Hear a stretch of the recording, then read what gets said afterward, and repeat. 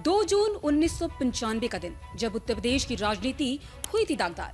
क्या था वो गेस्ट हाउस कांड जब मायावती भीतर से थर्रा उठी थी। ये वो घटना है जिसने उत्तर प्रदेश की राजनीति को हमेशा के लिए बदल कर रख दिया। ये यूपी की सियासत पर लगा वो दाग है जिसे चाहकर भी बुलाया नहीं जा सकता।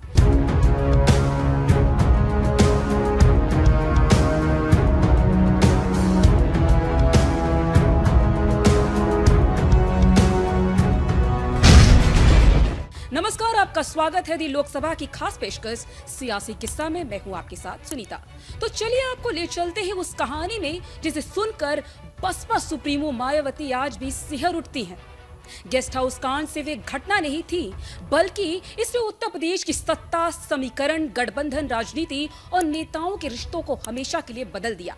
जून 1995 का वो दिन उत्तर प्रदेश की राजनीति में गेस्ट हाउस कांड के नाम से जाना जाता है। इस दिन प्रदेश की राजधानी लखनऊ में ऐसा सियासी ड्रामा खेला गया जो फिर से गाहे बगाहे आज भी लोगों के जहन में तैरने लगता है। लेकिन इस दिन प्रदेश की राजधानी में ऐसा क्या हुआ था जिसकी वजह से उत्तर प्रदेश के दो दिग्गज नेता एक दूसरे के कट्टर दुश्मन बन गए? ऐसा क्या हुआ था जिसकी वजह से प्रदेश के मुख्यमंत्री मुलायम सिंह यादव की मुख्यमंत्री की कुर्सी से उन्हें हाथ धोना पड़ गया था? या फिर कि उस रोज गेस्ट हाउस कांड में ऐसा क्या हुआ था कि उस दिन की बाद से मायावती ने साड़ी की जगह सलवार सूट पहनना शुरू कर दिया? इस वीडियो में हम आपको बताएंगे गेस्ट हाउस कांड के हर उस पहलुओं के बारे में जिसने प्रदेश की राजनीति की काया पलट रख दी थी। आज कहानी एक ऐसी लड़की की जो महज 21 साल की उम्र में दिल्ली के एक आयोजन में मंच पर चढ़ी। उस वक्त के सबसे बड़े राजनीतिक हीरो की जाति सूचक टिप्पणी करने पर उनकी धज्जियां उड़ाकर वापस लौटी। कहानी एक ऐसी लड़की की जो लगातार 3 लोकसभा चुनाव हारी और इसके बावजूद अपने मिशन से हिली तक नहीं। कहानी एक ऐसी लड़की की जो आजाद भारत की सबसे ताकतवर दलित नेता बनी। यह मायावती की राजनीतिक जीवन की शुरुआत की कहानी है। कहानी उस वक्त की जब उत्तर प्रदेश की राजनीति अपने चरम पर थी।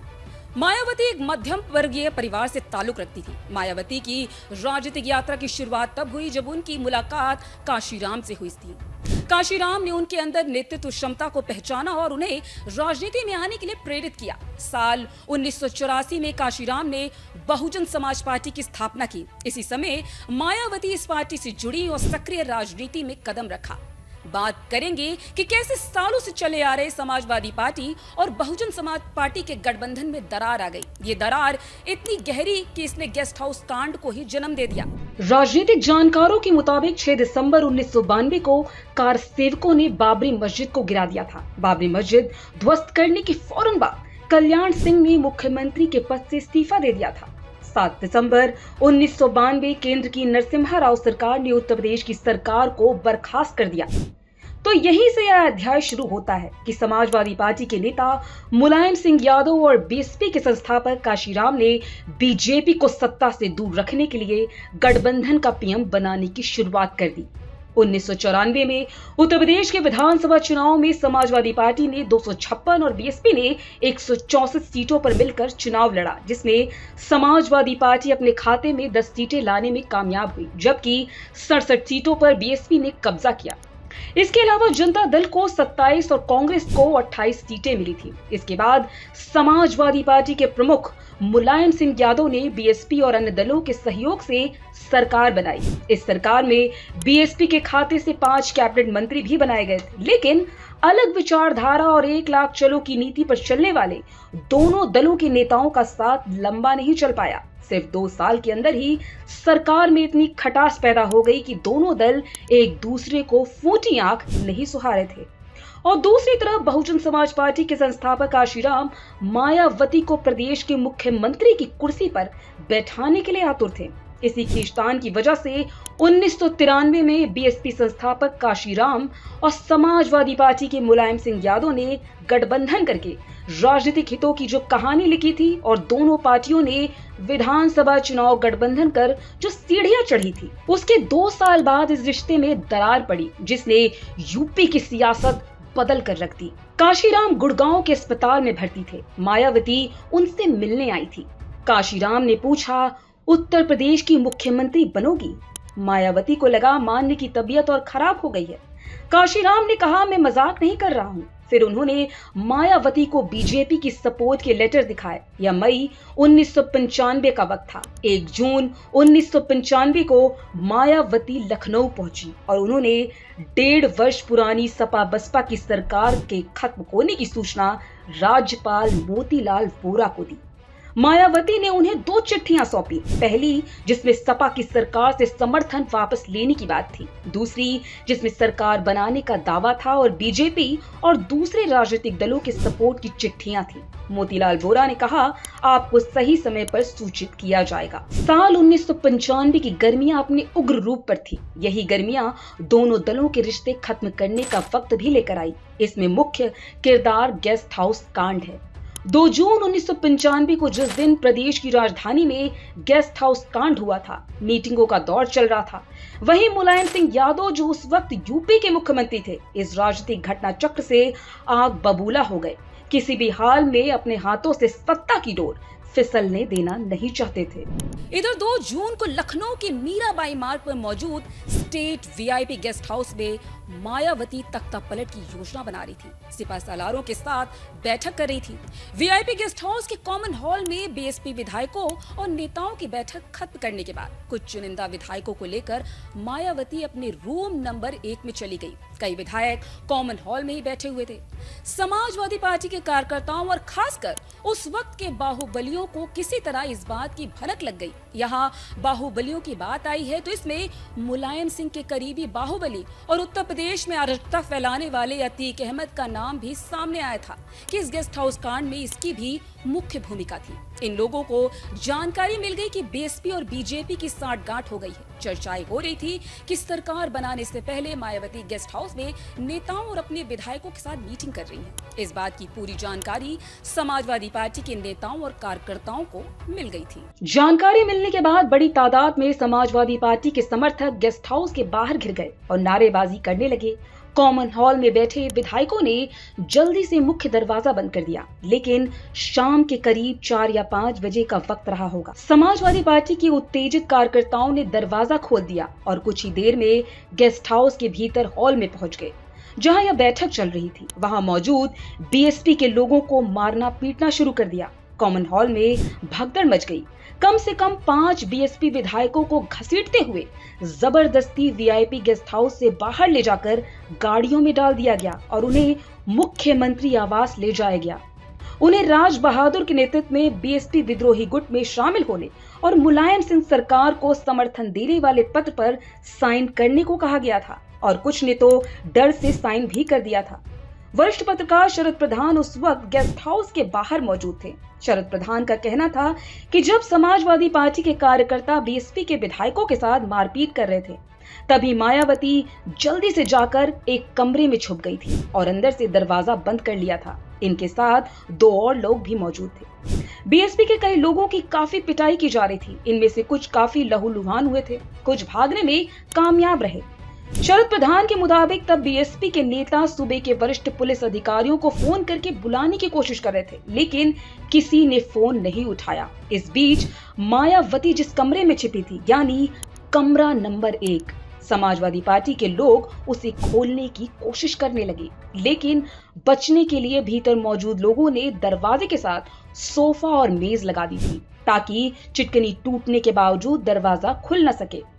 हैरानी की बात यह थी कि वहां मौजूद पुलिस महकमे के अधिकारी इस हंगामे को रोकने के बजाय खड़े होकर सिगरेट पीते और तमाशा देखते नजर आए। तभी हजरतगंज के एसएचओ विजय भूषण और दूसरे एसएचओ सुभाष कुछ सिपाहियों के साथ वहां पहुंचे। इस बीच गेस्ट हाउस की बिजली और पानी की सप्लाई काट दी गई थी और दोनों पुलिस अधिकारियों ने किसी तरह से भीड़ को काबू करने की कोशिश की, लेकिन नारेबाजी नहीं रुकी।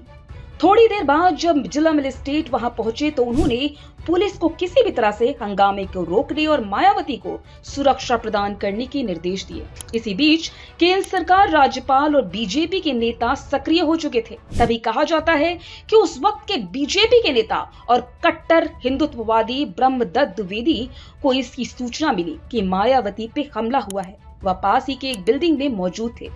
कहा जाता है कि ब्रह्मदत्त मायावती को अपनी बहन मानते थे और मायावती उनको भाई मानती थी। ब्रह्मदत्त द्विवेदी को जब बात पता चली कि ऐसा कुछ घट रहा है तो वो तुरंत वहां पहुंच चुके थे। और बचाने की कोशिश करने लगे। ब्रह्मदत्त द्विवेदी लठ अच्छा चलाते थे तो उन्होंने उसी का इस्तेमाल भी किया। उन्हें भी इस दौरान चोटें आई थी।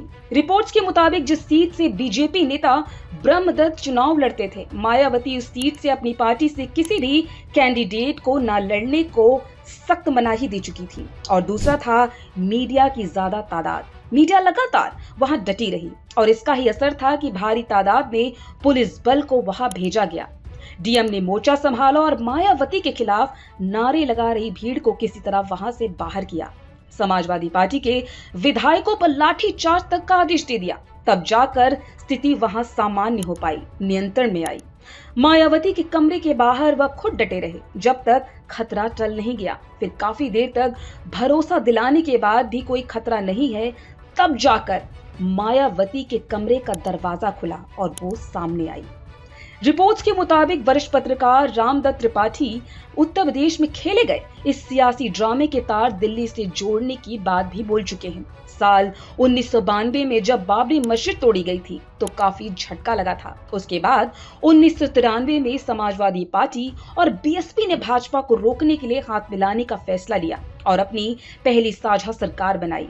मुलायम सिंह मुख्यमंत्री बने। उस वक्त दिल्ली में नरसिम्हा राव सरकार थी और बीजेपी के दिग्गज नेता अटल बिहारी वाजपेयी को दिल्ली में इस बात की फिक्र होने लगी थी कि अगर लखनऊ में यह साझेदारी टूट गई तो आगे काफी दिक्कतें हो सकती, यानी बीजेपी को काफी दिक्कतें हो सकती है। इसलिए बीजेपी की तरफ से बीएसपी को पेशकश की गई कि वह समाजवादी पार्टी से रिश्ता तोड़ ले तो बीजेपी के समर्थन से उन्हें मुख्यमंत्री बनने का मौका मिल सकता है। इस खींचतान के बीच बीएसपी ने सभी को गेस्ट हाउस में छुपाया था और तब भी समाजवादी पार्टी के लोग नारेबाजी करते हुए वहां पहुंच गए।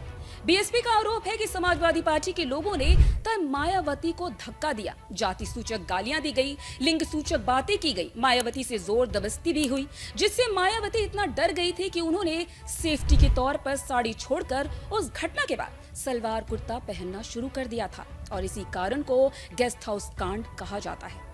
वरिष्ठ पत्रकार शरद प्रधान का कहना था कि मायावती और उनके साथियों को बचाने में मीडिया की मुख्य भूमिका थी। उस समय गेस्ट हाउस के बाहर बड़ी तादाद में मीडिया कर्मी मौजूद थे। समाजवादी पार्टी के लोग वहां से मीडिया को हटाने की लगातार कोशिश भी कर रहे थे, लेकिन ऐसा हो नहीं पाया।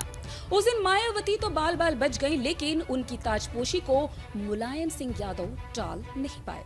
मुलायम सिंह की सारी तिगड़म और उनकी रणनीति नाकाम साबित हुई। इसके अगले रोज बीजेपी के लोग राज्यपाल के पास पहुंच गए थे कि वो सरकार बनाने के लिए बीएसपी का साथ देंगे। दूसरी तरफ काशीराम अस्पताल से बीमारी की हालत में 3 जून को ही सीधे लखनऊ पहुंचे। उनकी मौजूदगी में मायावती ने यूपी के सीएम पद की शपथ ली और मुलायम सिंह बेदखल हो गए। गेस्ट हाउस कांड के फौरन बाद माया सरकार ने कमेटी बनाकर वरिष्ठ आईएएस रमेश चंद्र को जांच की जिम्मेदारी दी। कमेटी के सामने गेस्ट हाउस कांड के गवाहों के बयान दर्ज हुए और मुलायम सिंह यादव समेत 74 लोगों के खिलाफ आरोप पत्र दाखिल किया गया था। वहीं इन सब के बाद एक बात और हुई। बीजेपी के नेता ब्रह्मदत्त द्विवेदी, जिन्होंने मायावती को गेस्ट हाउस कांड में बचाया था, 1997 में फरुखाबाद में उनके घर के पास गोली मारकर निर्ममता से हत्या कर दी गई। उस दिन मायावती उनके घर जाकर फूट फूट कर रोई थी। इस हत्या के लिए वहां के दबंग नेता विजय सिंह का नाम सामने आया था। उसके बाद उसे लोअर कोर्ट ने उम्र कैद की सजा सुनाई थी। हालांकि विजय सिंह ने हाई कोर्ट में अपील की और सजा पे स्टे ले लिया। दिलचस्प बात यह है कि आज तक ये मामला हाई कोर्ट के आगे नहीं बढ़ सका और विजय सिंह राजनीति में काफी लंबे समय तक सक्रिय भी रहा। राजनेताओं और राजनीतिक दलों के बारे में कहा जाता है कि राजनीति में कोई भी दुश्मनी या दोस्ती परमानेंट नहीं होती। तभी तो 2019 में लोकसभा चुनाव में बीएसपी और समाजवादी पार्टी सालों पुरानी दुश्मनी भूलकर साथ में चुनाव लड़े, लेकिन कुछ खास कमाल नहीं कर पाए। तो ये थी लखनऊ गेस्ट हाउस कांड की पूरी कहानी, जिसे ना उत्तर प्रदेश की राजनीति कभी भूल सकती है और ना ही बसपा सुप्रीमो मायावती। फिलहाल के लिए इस शो में बस इतना ही।